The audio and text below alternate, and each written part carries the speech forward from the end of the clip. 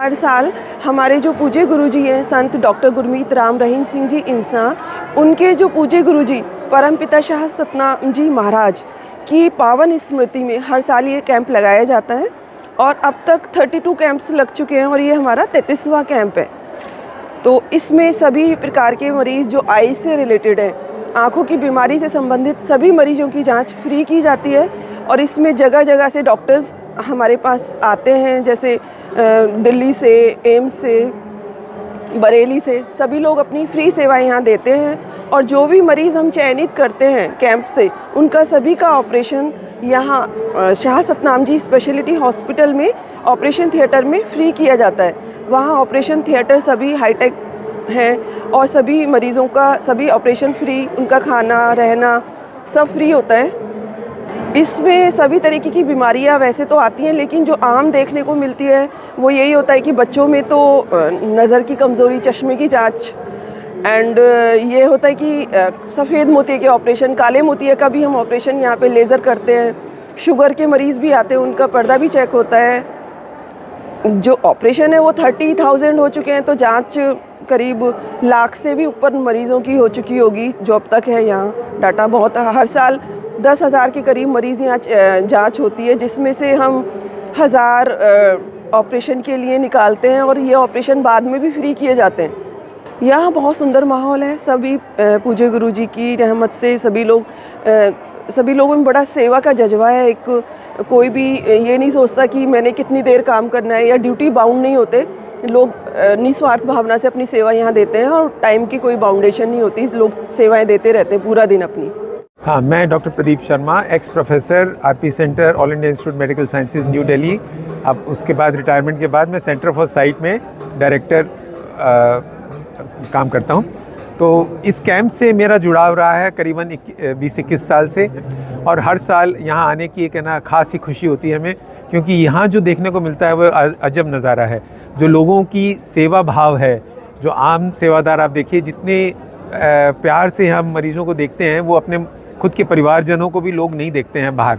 तो इसलिए यहाँ आके हमें बहुत ज़्यादा सीखने को मिलता है।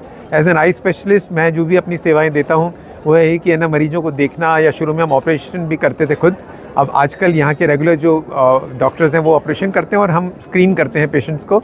और जो स्पेशलिटी के केसेस होते हैं, जैसे कि कुछ भेंगापन है या आँखों की अंदर की बीमारियाँ, न्यूरो ऑफ्थल्मोलॉजिक प्रॉब्लम है, उनको ख़ास तौर से मैं देखता हूँ। तो यहाँ देख के बहुत खुशी का भाव है, जैसे कि मैंने बताया।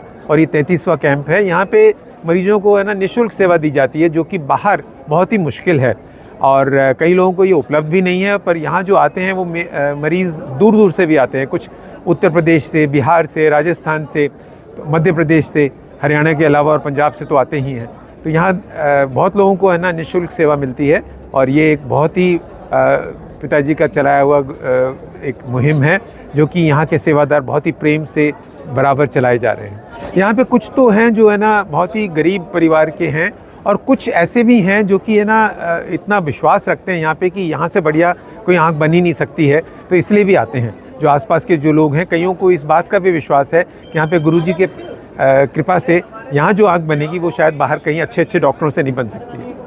आजकल सर बच्चों में ज़्यादातर चश्मे लग जाते हैं छोटी उम्र में, तो उसका क्या रीज़न होता है, उसको क्या उनको करना चाहिए? कुछ तो कारण होता है कि जैसे माँ बाप के जिनको चश्मा है, उन बच्चों को चश्मे होने की संभावना ज़्यादा होती है, खासतौर से मायोपिया की अगर हम बात करें।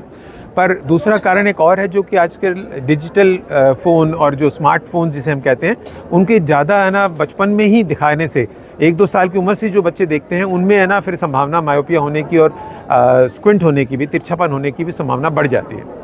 तो इससे क्या संदेश देंगे बच्चों को? तो हम ये कहना चाहेंगे कि एक तो बच्चों को पहली 2 साल में तो स्मार्टफोन या मोबाइल दिखाए ना जाएं बिल्कुल भी, और सिर्फ अगर बातचीत करने के लिए या वीडियो चैट कभी नानी दादी से बात कराने के लिए आप दिखाते हैं, वो तो सही है। पर उसके अलावा 2 साल तक अमेरिकन एकेडमी भी ये गाइडलाइंस देती है कि इनको बच्चों को नहीं दिखाना चाहिए। 2 से 5 की उम्र में भी लिमिटेड आवर्स दिखाना चाहिए।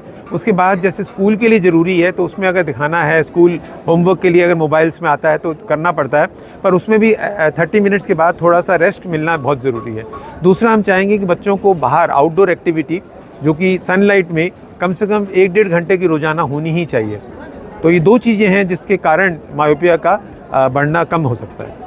गुरुजी के दिशा निर्देशन में लगभग 30,000 से अधिक लोगों की आंखों में उजाला आ चुका है, उनके जी। बारे में क्या कहेंगे? तो ये एक बहुत ही है ना, जैसे मैंने कहा कि पिताजी की मुहिम ये है कि है ना, जो लोग नेत्र से वंचित हैं, जो जिनकी निगाहें अच्छी नहीं हैं, उनके लिए है ना मोतियाबिंद हो, वो तो निःशुल्क है ही। उसके अलावा भी जो बीमारियां हैं, जैसे कि ग्लूकोमा हो या स्क्विंट हो, उनका टेरिजियम हो, उनको बाद में भी ऑपरेशन कैंप के बाद में किए जाते हैं। मैं doctor SPS Bhatia, professor world medical college Jhajjar. तो मैं पहले भी एक बार 5-6 साल पहले भी इस कैंप में आया था। तो यहाँ मैंने देखा है कि लोग बड़ी सेवा भाव से, मरीज भी आते हैं और यहाँ के सेवादार भी बहुत अच्छे हैं और बहुत ही सिस्टमेटिक वे से स्क्रीनिंग हो रही है आँखों की। उसमें सफ़ेद मोतिया के, काला मोतिया के, रेटिना के केसेस अलग अलग करके आम सेवादारों को बता देते हैं और बड़ी स्पीडीली काम हो रहा है और बहुत फ़ायदा लोगों को हो रहा है।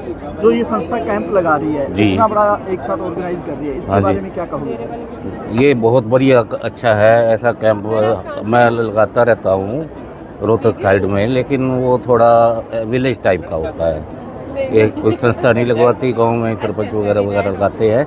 संस्था की तरफ से इतना बड़ा कैंप मैंने कहीं नहीं देखा। आइस में बहुत अच्छा काम कर रहे हैं और बहुत लोगों को फ़ायदा हो रहा है, ख़ास करके दृष्टिविहीनता का जो प्रोग्राम चला हुआ है। और मैं देख भी रहा हूँ जो पीछे क्वालिटी ऑफ सर्जरी हुई है, बहुत अच्छी है। Chief of clinic officer, former chief of nurse hospital Rohtak. ये एक अच्छा ऑर्गेनाइजेशन है बाबा जी की तरफ से, और ये मैं तो अब साल में ऑर्गेनाइज कर रहे हैं। मैं चाहूँगा हर 6 महीने के बाद ऐसे कैंप लगने चाहिए। ज़्यादातर वो आते हैं जिनको कहीं फैसिलिटी नहीं मिली होती। आम जनता के लिए बहुत ज़्यादा बेनिफिशियल है। जो ज़रूरतमंद है, जिसको बाहर से कोई भी मदद नहीं मिल रही, जो अफोर्डेबल है, सरकार की योजनाओं के बावजूद जो फैसिलिटी उसको नहीं मिल रही है, उनके लिए ऐसे कैंपों का आयोजन बहुत ही उन्नतकारी है। सगु तेरे आसरा। मेरा नाम डॉक्टर शैफी चोपड़ा है। मैं एक आई सर्जन हूँ। कानपुर से मैं आई हूँ यहाँ पर सेवा के लिए। मुझे बहुत अच्छा मौका मिला है। पिताजी ने एक अच्छा मौका दिया है यहाँ पर सर्व करने के लिए, लोगों की मदद करने के लिए, और मैं बहुत सौभाग्यशाली हूँ ये सब करने के लिए। बहुत से मरीज़ हैं जिनको पता नहीं है, उनकी आंखें कमज़ोर है, वो यहाँ पर आकर पता चल पा रहा है उनको और उनकी मदद हो पा रही है, और मैं उस चीज़ में सहयोग दे पा रही हूँ। उसके लिए मैं बहुत खुशकिस्मत हूँ।